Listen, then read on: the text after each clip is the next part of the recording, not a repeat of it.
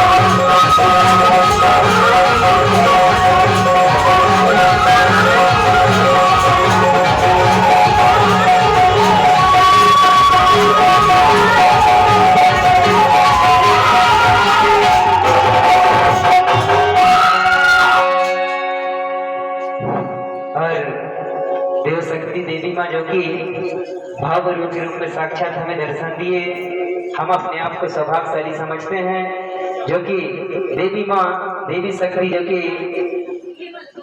भावपूर्वक के रूप में हमें दर्शन दिए, प्रकट हुए। हम देवी माँ के चरणों को सादर सादर सेवा जोहार करते हैं और देवी माँ मंच की ओर से मान है, सम्मान है, आपके चरणों में सादर सादर सेवा जोहार है। जिस ठाना, जिस गढ़ी, जिस मानस से आए हैं वहां पर आप स्थान ग्रहण करें। हमारी बात कलाकारों से जो भी त्रुटियां हो, गलतियां, उसे ध्यान न देते हुए और क्षमा करें और अपना स्थान ग्रहण करें। ऐसे हम देवी माँ से कामना करते हैं, जिस मानस से ठाना से आए हैं वहां पर स्थापित हो, ऐसे कामना करते हैं।